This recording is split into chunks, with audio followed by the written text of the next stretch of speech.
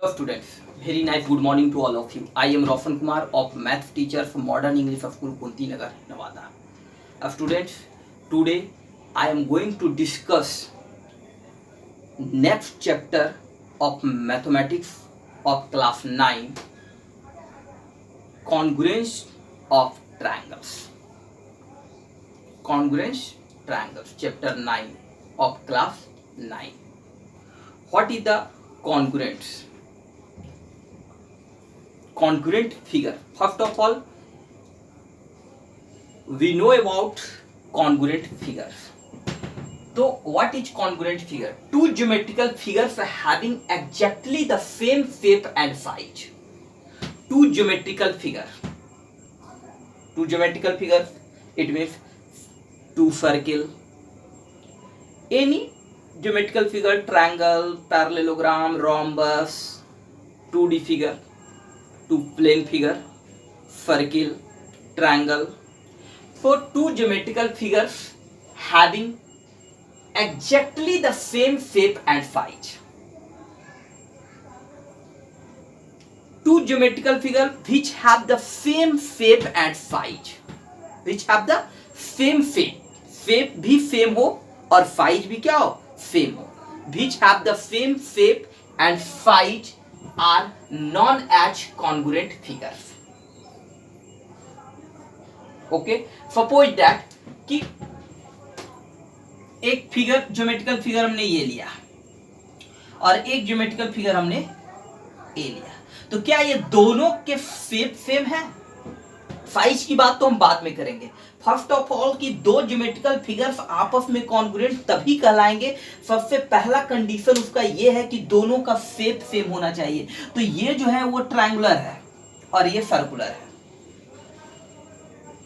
तो ये दोनों के शेप क्या है? डिफरेंट है, तो ये कभी भी आपस में कॉन्ग्रुएंट नहीं कहलाएंगे. ओके, तो या तो फिर दोनों के दोनों ट्रायंगल हो या तो फिर दोनों के दोनों क्या हो? सर्किल हो.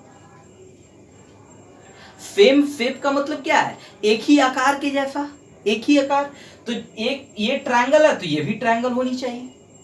तो two geometrical figure which have the same shape, तो पहला कंडीशन है कि दोनों का शेप सेम हो, जो कि है ये भी ट्रायंगुलर है, ये भी ट्रायंगुलर है, and same shape and size, और दोनों का साइज भी क्या हो? सेम हो, मतलब एग्जैक्ट साइज का दोनों हो. यानी एक तरफ से ऐसा कह सकते हैं कि दोनों के दोनों इक्वल हो.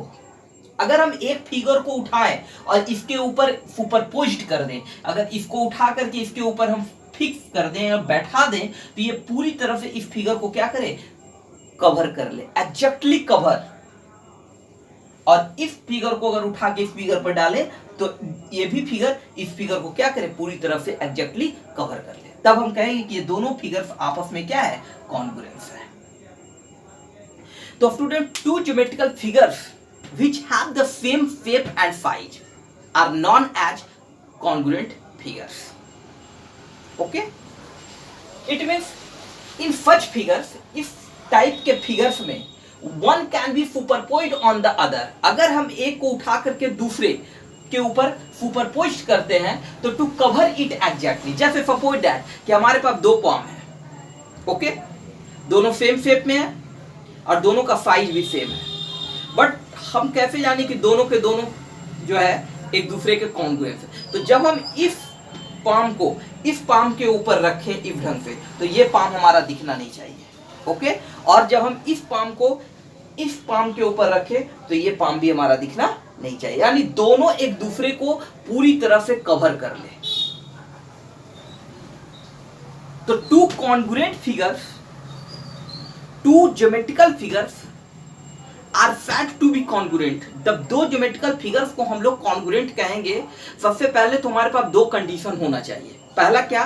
कि दोनों के दोनों सेम शेप में होने चाहिए. अगर एक सर्कुलर है तो दूसरा भी सर्कुलर होना चाहिए, एक ट्रायंगुलर है तो दूसरा भी ट्रायंगुलर हो, एक क्वाड्रिलेटरल है तो दूसरा भी क्वाड्रिलेटरल होना चाहिए, सेम शेप में एंड सेम साइज. और दूसरा कंडीशन है कि साइज भी दोनों का क्या हो? सेम हो. It means one figure is in such figures, one is superposed on the other, then other to cover it exactly, to cover it exactly. तो वे एक दूसरे को पूरी तरह से कवर कर ले, तब हम कहेंगे कि ये दोनों के दोनों फिगर्स जो हैं वो आपस में क्या है, कॉन्ग्रुएंट है। Okay, for B use the symbol for congruence. Congruence के लिए जो हम सैंबल यूज करते हैं वो कौन सा सैंबल है, ये वाला सैंबल है। टू लाइन फिगमेंट, दो लाइन फिगमेंट्स को हम लोग कॉन्ग्रुएंट कहेंगे। कब, जब दोनों का मेजर क्या हो, सेम हो। अगर ये लाइन फिगमेंट ए बी है और ये लाइन फिगमेंट सी डी है, और इस ए बी लाइन का भी 5 सेंटीमीटर है लेंथ और इस सी डी का भी 5 सेंटीमीटर लेंथ है, तो ये दोनों लाइन फिगमेंट्स जो हमारा होगा वो आपस में क्या होगा, कॉन्ग्रुएंट कहलाएगा। क्योंकि measure of line segment A B equal to measure of the line segment C D, दोनों का मेजरमेंट क्या है, आपस में इक्वल है, यानी दोनों सेम लेंथ का है। Two angles are said to be congruent, दो एंगल्स आपस में कॉन्ग्रुएंट कहलाएंगे। कब, जब दोनों का मेजर सेम होगा। तब जब दोनों का मेजर क्या होगा, सेम होगा, तब हम कह सकते हैं कि जैसे मान के चले कि सपोज दैट एक एंगल ये है, एक एंगल ये है, दोनों 60 डिग्री का है, तब हम कहेंगे कि दोनों के दोनों एंगल्स आपस में क्या है, कॉन्ग्रुएंट है। क्योंकि measure of the angle A B C equal to the measure of angles C D F. तो दोनों एंगल्स अगर आपस में सेम मेजर का है तो ये दोनों आपस में कॉन्ग्रुएंट कहलाएंगे। ठीक उसी प्रकार से दो सर्किल्स अगर आपस में सेम रेडियस का है, रेडियस दोनों का अगर सेम है, दोनों सर्किल का, तब ये दोनों के दोनों सर्किल आपस में क्या कहलाएंगे, कॉन्ग्रुएंट कहलाएंगे। तो two circle are said to be congruent if their radius are same. Okay, our next topic is congruent triangles. For two triangles are said to be congruent. Two triangles are said to be congruent if and only if, यदि और केवल यदि one of them can be made to superpose on the other so as to cover it exactly. अगर एक triangles को दूसरे triangles के ऊपर सुपरपोज कर दिया जाए और वो पूरी तरह से एक दूसरे को क्या कर ले, कवर कर ले, तब हम कहेंगे कि ये दोनों के दोनों ट्रायंगल्स आपस में क्या है, कॉन्ग्रुएंट है। Okay, So both triangles are identical. इस प्रकार के जो दोनों ट्रायंगल्स होंगे, दोनों के दोनों आइडेंटिकल होंगे, मतलब एक ही समान होंगे, एक ही जैसे होंगे। इट मींस कह सकते हैं कि दोनों इक्वल हैं, दोनों का शेप और साइज आपस में क्या होगा, इक्वल होगा। Okay, so students, let us example, यदि मान लेते कि एक ट्रायंगल है ए बी सी और एक ट्रायंगल है D E F. Suppose that दो फिगर लेते हैं, एक ट्रायंगल लेते हैं ए बी सी और दूसरा लेते हैं क्या, डी ई एफ। और यदि हम कहते हैं कि ये दोनों के दोनों ट्रायंगल्स आपस में कॉन्ग्रुएंट है, यानी triangle A B C is congruent to triangle D E F. अगर ऐसा है देन तब क्या होगा कि अगर दो ट्रायंगल्स आपस में कॉन्ग्रुएंट होंगे तब क्या होगा कि सबसे पहला बात तो ये कि इसके जो करस्पॉन्डिंग एंगल्स होंगे वो आपस में इक्वल होंगे। करस्पॉन्डिंग एंगल्स का मतलब क्या हुआ कि जब हम इस ट्रायंगल्स ए बी सी को उठा करके हम डी ई एफ पर सेट करेंगे, ओके, तो ए जो पॉइंट है, ए जो वर्टेक्स है वो डी पर फॉल करेगा, बी जो होगा वो ई पर फॉल करेगा और सी जो होगा वो एफ पे फॉल करेगा। तो ये ए बी जो साइड होगा वो डी ई पे डिपेंड करेगा, डी ई पे फॉल करेगा, और ए सी जो साइड होगा वो डी एफ पे फॉल करेगा, और बी सी जो साइड होगा वो ई एफ पर। तो एंगल ए जो है एंगल डी पे फॉल करेगा, तो एंगल ए और एंगल डी जो होगा वो आपस में करस्पॉन्डिंग एंगल्स होंगे। एंगल बी एंगल ई के करस्पॉन्डिंग होंगे, एंगल सी एंगल एफ के करस्पॉन्डिंग होंगे। ओके, तो इट मींस कि जब हम ट्रायंगल ए बी सी को डी ई एफ के ऊपर सुपरपोज करते हैं और ये दोनों एक दूसरे को कवर कर लेता है एग्जैक्टली, और हम कहते हैं कि triangle A B C is congruent to triangle D E F, इसका मतलब क्या हुआ कि अगर ए बी सी को हम डी ई एफ के ऊपर रखते हैं या डी ई एफ को ए बी सी के ऊपर हम पुट करते हैं कि ए बी सी ट्रायंगल को डी ई एफ पर सुपरपोज किए या फिर डी ई एफ को ए बी सी पर सुपरपोज किए, तो ए बी सी यहां नाम जो लिखा हुआ है इसका मतलब है कि ए वर्टेक्स जो है डी वर्टेक्स पे जाके फॉल किया, बी वर्टेक्स जो है वो ई वर्टेक्स पे फॉल किया और सी जो है वो एफ पे फॉल किया। ओके, इसका मतलब है कि ए बी जो फाइड होगा वो डी ई फाइड के इक्वल होगा, डी ई पर फॉल करेगा। बी सी फाइड जो होगा वो ई एफ पर फॉल करेगा और ए सी फाइड जो होगा वो डी एफ पे फॉल करेगा।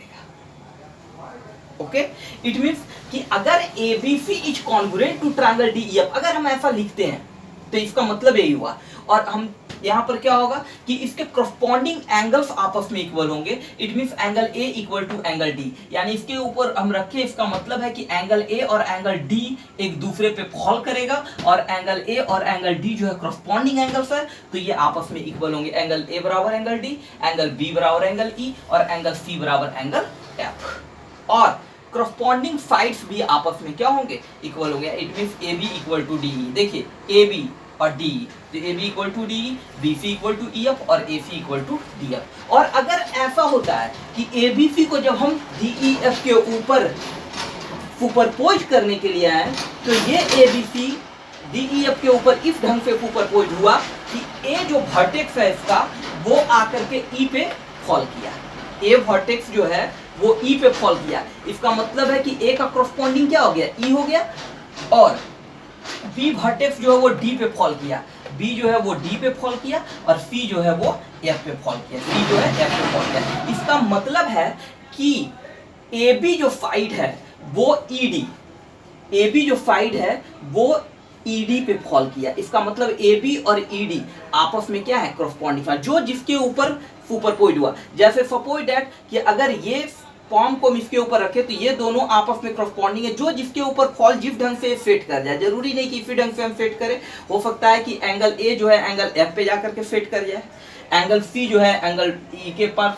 तो जिस ढंग से हम उसके ऊपर सुपरपोज करते हैं एग्जैक्टली कवर करने के लिए, तो जो जहां पर जैसे मिलता है, जैसे ए बी सी को हम लिखते हैं कि अगर triangle A B C congruent है ट्रायंगल ई डी एफ का, ट्रायंगल दोनों सेम है, रखने का तरीका अलग है, यानी सुपरपोज करने का तरीका अलग। तो ई डी एफ का, जिसका मतलब है कि एंगल ए जो है एंगल ई के इक्वल होगा, एंगल बी जो है एंगल डी के इक्वल होगा, एंगल सी जो है एंगल एफ के इक्वल होगा। ओके, और A B equal to E D, यहाँ देखिएगा नाम से ही का नाम और ये लिखने का तरीका है, ये इस पे पूरी तरह से ध्यान देना है कि ए बी सी और ई डी एफ, इसका मतलब angle A equal to angle E, angle B equal to angle D और angle C equal to angle F, और A B equal to E D, B C equal to D F और A C equal to E F. Okay, then we say that कि triangle ABC is congruent to triangle DEF। इसका मतलब है कि two triangles are said to be congruent if their corresponding sides are equal and corresponding angles are equal। जब दो triangles को आपस में हम congruence कहेंगे कब, angles are said to be congruent if and only if condition number 1 कि their corresponding sides are equal and their corresponding angles are equal, then we say that the two triangles are said to be congruent। Okay, so my second theorem is कि the angle opposite to the two equal side of a triangle, एक triangle है A B सी, एक triangle है जिसमें दो sides आपस में equal है, यानी कि ए बी और ए सी ये दोनों साइड आपस में इक्वल है। दिया हुआ है कि two equal sides of a triangle are equal, तो इसके जो अपोजिट एंगल्स होंगे, जैसे कि ए बी साइड के ठीक अपोजिट एंगल सी है और ए सी साइड के ठीक अपोजिट एंगल बी है, तो एंगल बी और एंगल सी भी आपस में क्या होंगे, इक्वल होंगे। ये प्रूव करना है। क्लियर है? तो स्टूडेंट्स, फर्स्ट ऑफ ऑल कि वी ड्रॉ ए फिगर कि ए बी सी एक ट्रायंगल हमने लिया जिसमें ए बी और ए सी आपस में क्या है, दोनों साइड आपस में इक्वल है और ये दोनों एंगल्स को आपस में इक्वल करना है। तो गिवन क्या है कि एक ट्रायंगल है A B C in which A B equal to A C. ये क्या है, क्वेश्चन में दिया हुआ है कि टू इक्वल साइड्स। ओके, तो प्रूफ क्या करना है कि the angle opposite to the equal sides of a triangle are equal. It means angle B equal to angle C, angle B is the opposite angle of the side AC and angle C is the opposite angle of the side AB। Okay, so to prove that कि angle B equal to angle C, construction हम करेंगे क्या कि draw AD हमने एक line draw किया A से D, AD the bisector of angle ए, जो कि ये जो AD हमारा है वो एंगल ए को बाइसेक्ट कर रहा है। एंगल ए को बाइसेक्ट करने का मतलब क्या है कि ये जो एंगल है पूरा ए, इसको दो इक्वल पार्ट्स में क्या किया, डिवाइड कर दिया है ना। तो बाइसेक्टर ऑफ एंगल ए है AD जो है, draw AD bisector of angle A to meet BC at D, जो BC के D पॉइंट पे मीट करता है। ओके क्लियर है। चलिए अब जो है हम लोग चलेंगे कि in triangle ABD and ACD, ये दोनों ट्रायंगल्स में इन प्रूव करना है। तो चलेंगे क्या, in triangle ABD and ACD दोनों ट्रायंगल में। तो क्या है कि AB इक्वल टू AC, ये क्या है, गिवन है, दिया हुआ है AB इक्वल टू AC है ना। चलिए AD जो है लाइन, ये क्या है, कॉमन है। AD जो है इस ट्रायंगल में भी मौजूद है और AD इस ट्रायंगल में भी मौजूद है। चलिए कॉमन हो गया। Angle BAD equal to angle CAD, तो एंगल BAD इट मींस ये एंगल और CAD ये एंगल, ये दोनों एंगल्स जो है कहां से आपस में इक्वल है, बाई कंस्ट्रक्शन। जब हम AD ड्रॉ किए तो यही AD जो है वो एंगल को बाइसेक्ट किया था, तो इट इज बाई कंस्ट्रक्शन।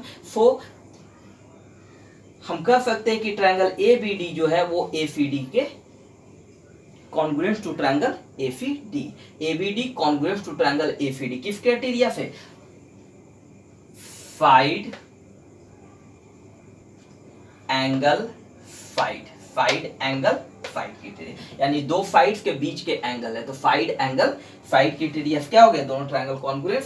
तो हम लोग कह सकते हैं कि angle B equal to angle C। Okay, angle B equal to angle C, CP CT, यानी congruent parts of corresponding parts of congruent triangle, corresponding parts of congruent triangle से angle B equal to angle C होगा। कब, जब ये दोनों triangles आपस में congruent हो गए तो इसका मतलब है कि एंगल B, बाकी जो हमारे जो पार्ट्स होंगे, यानी कि ए triangle has 6 parts, 3 sides and 3 angles, तो कोई भी दो साइड्स एंगल साइड कोई भी क्राइटेरिया से दो साइड या एंगल या दो एंगल एक साइड या फिर साइड क्राइटेरिया से अगर हम ट्रायंगल्स को कॉन्ग्रुएंट कर देते हैं, कोई भी 3 पार्ट्स को आपस में इक्वल कर, तो बाकी जो 3 पार्ट्स होंगे वो corresponding parts of congruent triangle से अपने आप क्या हो जाएंगे, इक्वल हो जाएंगे। Okay students, our next theorem is angle side angle criteria, angle side angle यानी 2 angles and included side. Okay criteria.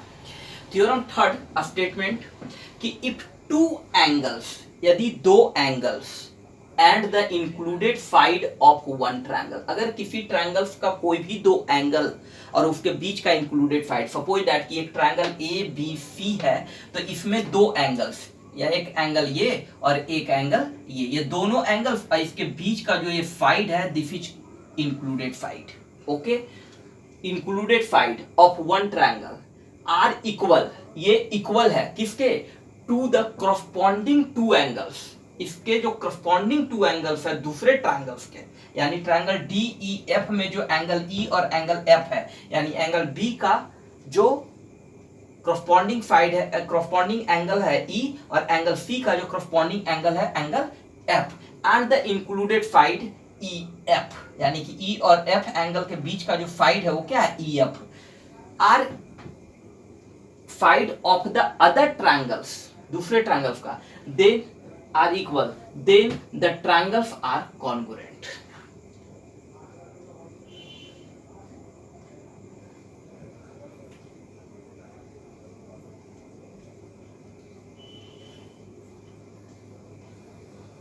then the 2 triangles are congruent। तो स्टेटमेंट क्या है, क्या, do 2 angles and the included side of 1 triangles are equal to the corresponding 2 angles and the included side of the other triangle, then the 2 triangles are congruent। 2 triangles हमारे पास, एक triangle है ABC और दूसरा triangle है DEF, या ध्यान दीजिएगा, दूसरा ट्रायंगल हमारा यहाँ है DE और F।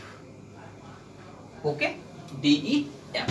तो फर्स्ट ट्रायंगल्स का एंगल B और angle C and included side BC, और सेकेंड ट्रायंगल का करस्पॉन्डिंग एंगल ए बी का ई और सी का एफ और इंक्लूडेड साइड ई एफ, दोनों ट्रायंगल्स का अगर आपस में इक्वल है तो ये प्रूव करना है कि ये दोनों के दोनों ट्रायंगल्स आपस में क्या है, कॉन्ग्रुएंट है।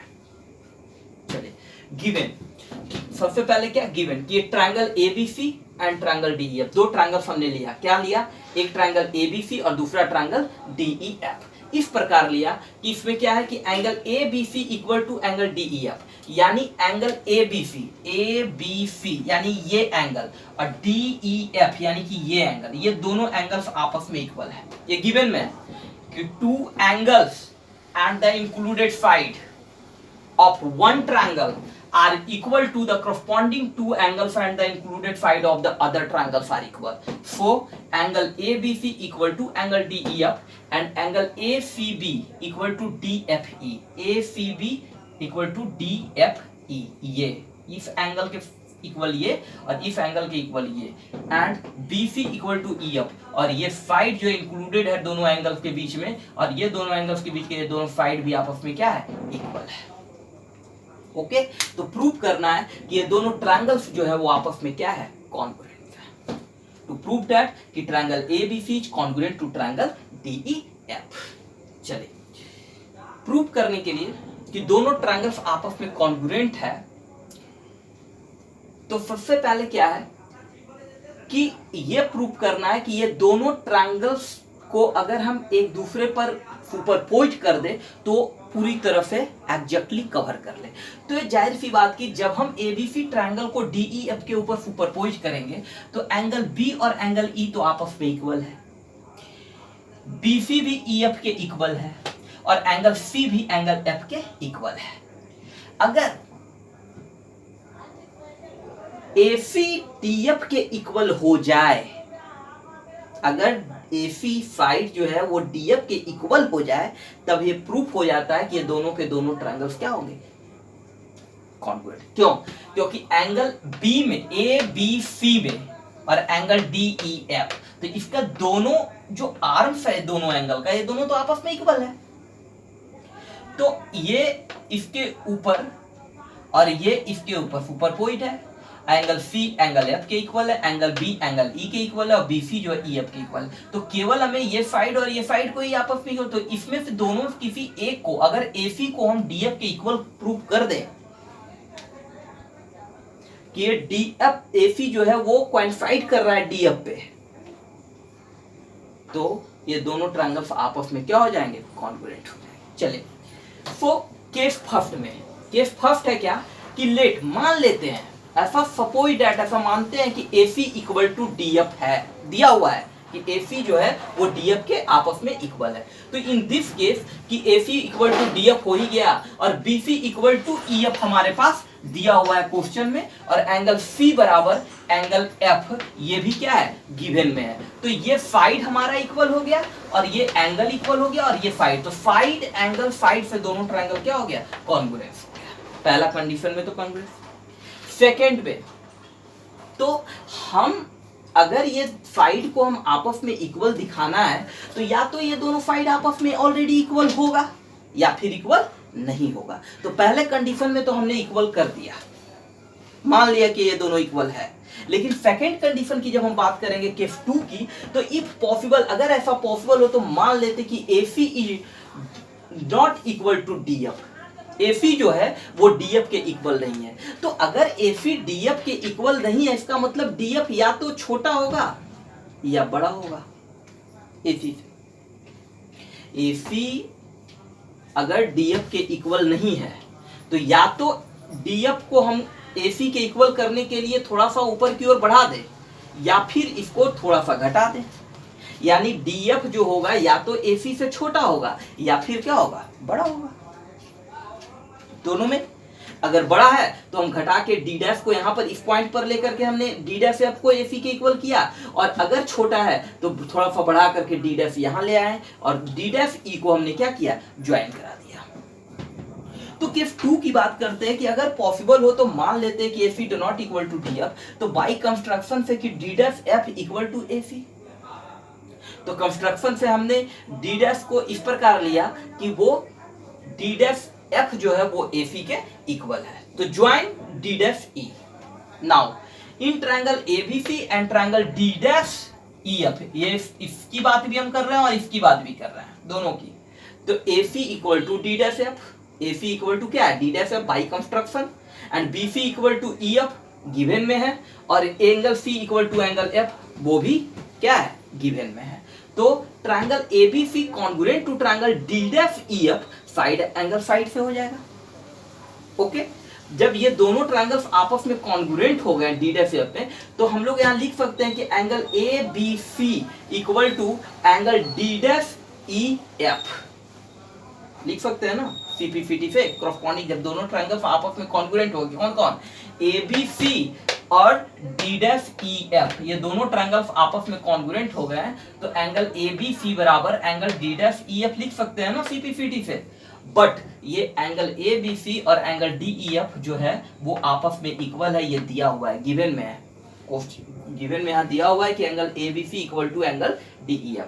तो ABC D डैश EF के भी इक्वल है और ABC DEF के भी इक्वल, इसका मतलब ये दोनों एंगल भी आपस में क्या होगा, इक्वल होगा। तो हम लोग लिख सकते हैं कि angle D dash EF equal to DEF। Okay, और ये तभी संभव होगा,